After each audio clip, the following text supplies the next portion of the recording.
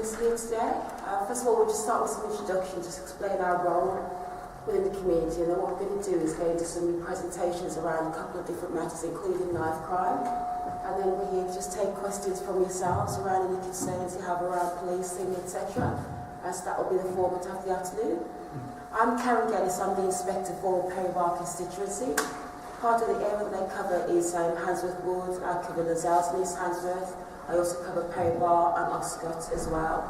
The officers alongside me work along Handsworth Police Station, and they'll introduce themselves. They're the neighbourhood team for the area, and they'll be doing a presentation. I'm just here to support, and as I said, just to make myself available for questions from yourself as we go along.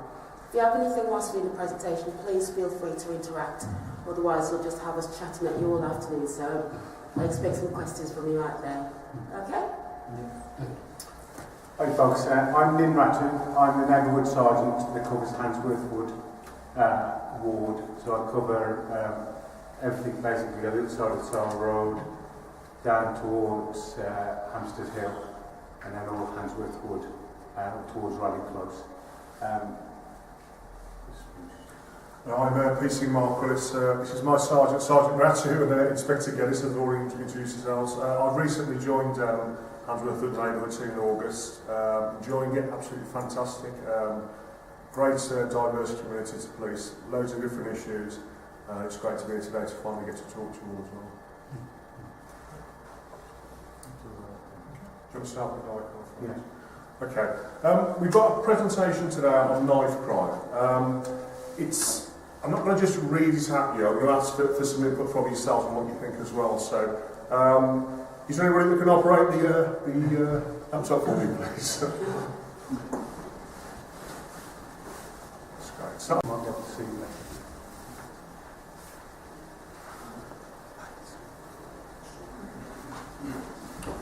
That's better. Okay. And it's one knife, one life. It's more than a life sentence. The start of the presentation is called. Okay, knife ends lives. So, why do you think so many teenagers carry knives? Any ideas? They think it's perception of protection. Protection, okay. That's one. Anything else? Peer pressure. Okay, peer pressure. What about membership of groups or gangs? Do you think that takes place? Yes. That's quite a common one as well, we've found. And also the glamorisation of carrying knives in the media as well. You find out a lot of programmes that kids portray as carrying knives, and it's cool, and it's nobody's ever going to get hurt, and etc. Just basically from that. Okay, just pop on to the next one.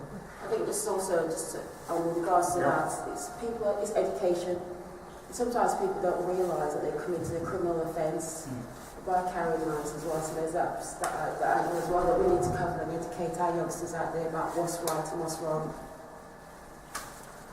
Okay, we'll pop on to the knife crime quiz, and I'll ask you how much you know. Okay, just pop on to the next slide. Okay, true or false? A knife can do as much damage to someone as a gun. What do you think? True or false? True. Okay. Just we'll move on to the next slide. I just want to show you a photograph of this gentleman. Does anybody know this young lad? That's right, Daniel Taylor. He was 10 years old in 2000. He actually died of a very small knife injury to his leg, and he bled to death in an hour. I mean, that's how damaging a knife wound can be in any part of your body. Okay, just move on to the next one. Yeah, stabbing someone in the leg or arm doesn't mean they won't die. So with Daniel Taylor, that's what happened to him. Okay, true or false? It is a criminal offence for a shopkeeper to sell a knife to a person aged under 18.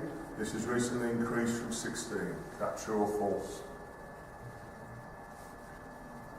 So if I was to sell you a knife now you're 14, then I'd be alright to do that. No? Okay. Okay, pop on to the next slide. Yeah, next one. Yeah. Okay, it's true. No knife should be sold to anyone under the age of 18. Right, true or false? Very important this one is. If I know my friend has a knife and he uses it in a fight, we are together, only my friend gets arrested. Is that true or false? False. Okay. Pop on to the next slide. No, it is actually false. Yeah, there's a a law called the Joint Enterprise Rule. Just pass on to just the next slide. Okay, joint enterprise is that you know this and understand this or face the consequences. We'll just pop on to the next slide. Okay, so joint enterprise rule states that if you are part of a group, you've got to be part of a group, and someone in that group commits murder with a weapon or by some other means, this can also include attacks when the victim is punched, kicked, etc. You can also be found guilty. Okay, pop on to the next slide. Okay, if you knew that that person was going to use the violence, or knew that they were carrying a weapon, or even though you didn't agree to the attack or use a weapon, but remained as part of the group. So do we all understand what that concept means? And basically, if you're a part of a group, one of your friends is carrying a knife, you know they're carrying a knife, and you know they're going to use it, and they injure or kill somebody, you can also be arrested. Okay? It's very important to remember that. Okay? You may be found guilty. Okay, to avoid being charged into joint enterprise, you need to tell all the other members of the group that you are no longer part of the group. Okay? Stop the attack by physically stopping the attacker or calling the police. It's the only way you'll be exempt from joint enterprise. Okay, do you all understand that? Anybody got any questions about that, the joint enterprise rule? No? Okay. Would you all feel comfortable in reporting something like that? Having a conversation around that? I know you're probably the youngest one apart from me in this room. So, would you feel comfortable you're with your friends and you're aware of something like this? Would you know how to report that or have people to go to report that to? Yeah, I just talk to school. We've got some information here that we'll hand out at the end. Some cards and some leaflets about how you can actually report someone who's carrying a knife, and you can do it by text, and it's totally anonymous, okay? So all of these details there. Right, I'll go through that at the end.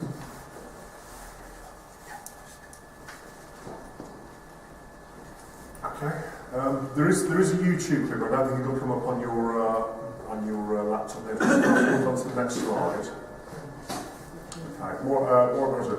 Also, committing any part of the crime or go may lead to a longer prison sentence when a case goes to court. So you need to bear that in mind as part of joint enterprise as well. Okay? Right. This will be there. Do you have internet access on your laptop there? Sorry. There's a video I'd advise you all to watch. It's on YouTube. It's called Who Killed Dion. And it breaks it down into about 6 or 7 compartments. And it's a really compelling, interesting video. So just remember that name, Who Killed Dion. I'll give out some details of that at the end as well. Okay. Right. There we go. Okay. Is that the last? Do you want to just go for one more slide back? That's it. Okay, yeah. Oh, that's it. Okay, so just remember, knife ends lies. It's your choice, so you've got to think about. Let's just pop on to the next slide. Oh, no. Go the other way. Okay, the next one. That's it. That's it. That's one more left. One more. That's it. Okay. Okay, we'll go forward. Okay, there it is. Right. You need to remember that the law in regards to carrying arms as well. Possession of a knife carries a sentence up to 4 years. Okay? Possession of a firearm is 5 years. Possession of a firearm with intent to cause fear of violence is 10 years. And even possession of an imitation firearm in a public place is 12 months. Do any of those sentences surprise you? Do you think they're too lenient or too harsh? Or what about the imitation firearm? Do you think that's harsh enough, 12 months for carrying an imitation firearm? I was to walk into a shop now with a firearm, frighten the life out of the man behind the counter and say, give me all your money. He doesn't know it's not a real firearm. What do you think? 12 months is enough? Yeah? Okay. What about possession of a firearm in 5 years? So the imitation is a year, possession of a firearm is 5 years. What if he kills someone with a firearm?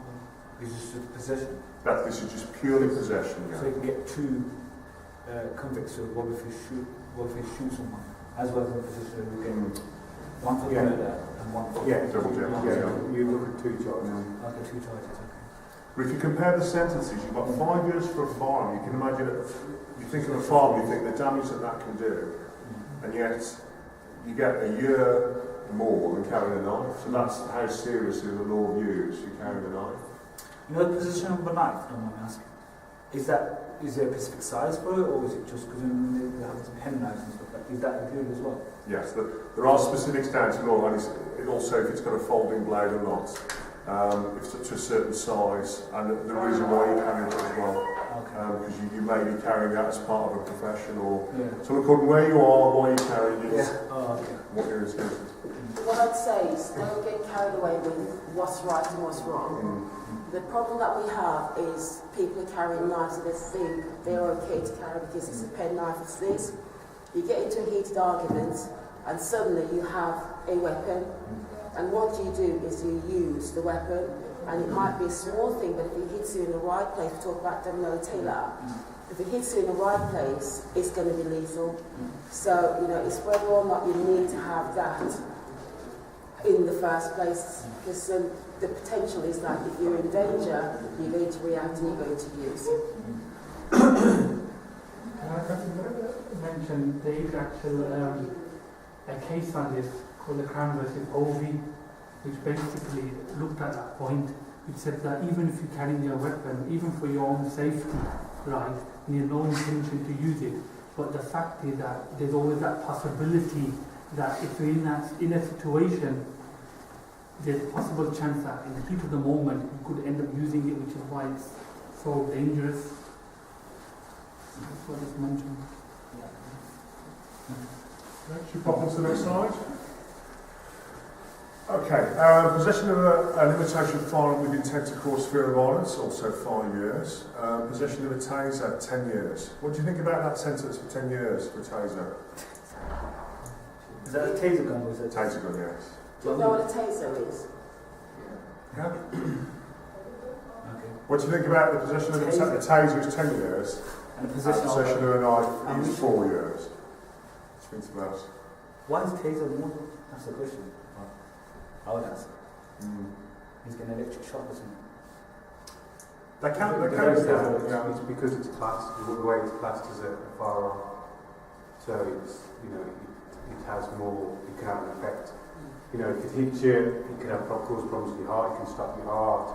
There's all kinds of things, and as you probably know, as police officers, we don't carry them, but there are specialist police officers who do carry them, and they are more and more out there, and we do use them as in we're either draw them and we'll tell the person that we are drawing a taser, and some of what they have is they have a red dot which will come up, and that tends to bring people right down by just seeing that, brings that down. But obviously the people out there who do carry them along with knives and guns and that, and that's why we've sort of started to use those as police as well.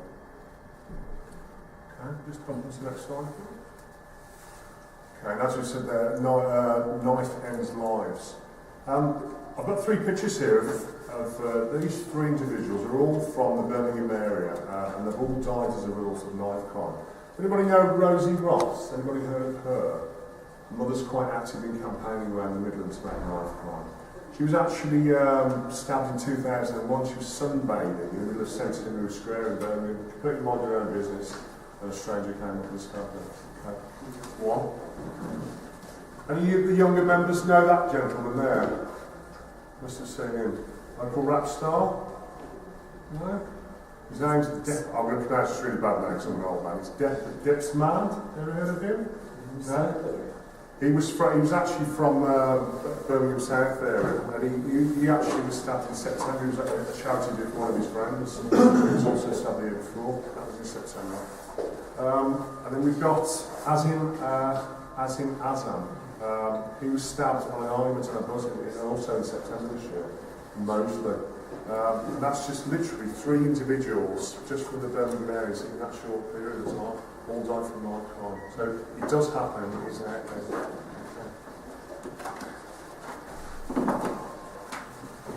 Got some leaflets to hand out at the end. I won't go through those because you can come and collect one of those if you want. So anybody got any questions on any part of that presentation or anything about the law or around